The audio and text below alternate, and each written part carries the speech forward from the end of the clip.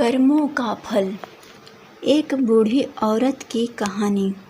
70 साल की एक बूढ़ी औरत जिसका पति अभी अभी उसे छोड़कर किसी और दुनिया में चला गया है, जिसका अपने पति के अलावा इस दुनिया में कहने के लिए कोई और नहीं था, बाल बच्चे भी नहीं। पिछले कई दिनों से उसे घर खाली करने के लिए नोटिस पे नोटिस आए जा रही थी। उसने अपने जानने वालों और रिश्तेदारों से बार मदद के लिए गुहार लगाई, लेकिन सिर्फ नाम के लिए ही उसकी शिकायत पर ध्यान नहीं देते। उसकी सहायता के लिए कोई भी आगे नहीं आया। कई लोग तो उसे देखकर ही अपना रास्ता मोड़ लिया करते।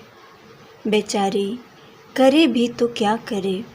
आखिरकार वह दिन भी जल्दी आ पहुंचा जब उसके फ्लैट के मालिक ने उसको फ्लैट खाली कराने के लिए उसके पास कुछ सिक्योरिटी वाले भेज दिए। बूढ़ी औरत उन हट्टे कट्टे आदमियों को देखकर और भी ज़्यादा सहम गई। वो उनके आगे गिड़गिड़ाने लगी, उनके पैर पकड़ लिया और कहने लगी, उसे सिर्फ 2 दिन की मोहलत दे दी जाए। वो कुछ भी करके अपने लिए रहने के लिए कोई और जगह की तलाश कर लेगी। मगर भाड़े के वो आदमी उसकी एक बात सुनने को तैयार भी नहीं थे। जब सिक्योरिटी वाले उस बूढ़ी औरत को धक्का मार के निकालने ही वाले होते हैं, तभी पीछे से एक आवाज़ आती है, खबरदार, जो इस अम्मा को किसी ने हाथ भी लगाया तो इन्हीं के घर से कोई नहीं निकाल सकता। सिक्योरिटी वाले हैरानी से उस आदमी को देखते हैं और पूछते हैं कि तुम्हारा मतलब क्या है। तब वह आदमी उस फ्लैट के पेपर दिखाता है जिन पर उस बूढ़ी औरत का नाम होता है।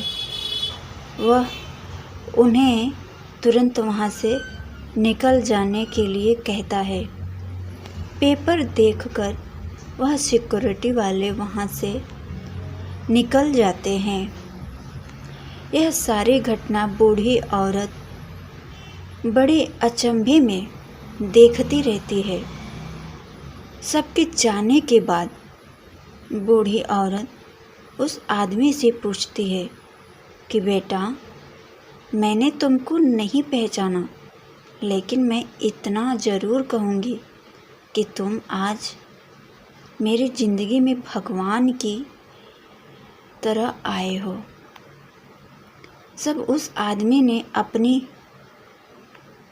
आदमी ने अपनी पहचान देते हुए उस बूढ़ी औरत से कहा, याद कीजिए माँ जी, 20 साल पहले आप और आपके पति एक मंदिर आए थे। वहाँ पर एक छोटा बच्चा आपसे स्कूल में भर्ती होने के लिए भीख मांग रहा था। आपके पति ने तो यह कहकर आपको मना कर दिया था कि इसको पैसे मत देना, यह नशा कर लेगा, और आगे चले गए थे। लेकिन आप वहीं पर रुक गई थी और आपने अपने पास रखे सारे पैसे उस बच्चे को दे दिए थे। आपने आशीर्वाद और एक ताबीज़ देते हुए उसे कहा था कि भीख मांगने से अच्छा है छोटा मोटा काम करो और अपनी पढ़ाई पूरी करो। तुम्हें भगवान ज़रूर कामयाबी देगा। माँ जी, मैं वही भिखारी बच्चा हूँ जो आपके बताए रास्ते पर चलकर आज इतना बड़ा हो गया है, एक स्टेट एजेंट बन गया है और इस काम में बहुत शोहरत और दौलत कमाई है। इसी काम में मुझे इस बात की भी खबर रहती है कि किस दिन कौन सी प्रॉपर्टी खाली करवाने जाने वाले हैं। जब मैंने आपका नाम इस लिस्ट में देखा तो मुझसे रहा नहीं गया। जो मदद आपने मेरी बरसों पहले की थी वह मैं आपको लौटाने आया हूँ। इसलिए मैंने तुरंत आपका घर खरीद लिया, आपके नाम कर दिया है। आपने जो ताबीज़ मुझे उस समय दिया था उसने मेरी आज तक रक्षा की है। मैं वह आपको लौटाना चाहता हूँ। मैं चाहता हूँ कि यह ताबीज़ अब आपकी रक्षा करे। हाँ, मेरी एक और विनती है। बुढ़ापे के समय में अगर मैं आपकी लाठी बन पाऊँ तो मैं अपने आप को खुशनसीब समझूँगा।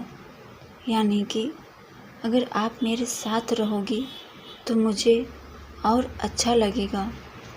बूढ़ी औरत यह सब बातें सुनकर बहुत खुश हो जाती है और उसकी आंखों से खुशी के आंसू बहने लगते हैं।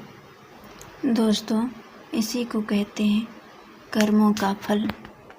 दोस्तों, कर्म एक चक्र की तरह होते हैं जो कभी न कभी लौट के आपके पास ज़रूर आते हैं। इसलिए जीवन में जब भी मौका मिले अच्छे कर्म करते रहिए, क्योंकि भगवान सब देखते हैं। जो अच्छा करता है वो भी और जो पाप करता है वो भी। वीडियो पसंद आए तो लाइक, शेयर एंड कमेंट ज़रूर करें। ज़्यादा से ज़्यादा शेयर करें। धन्यवाद।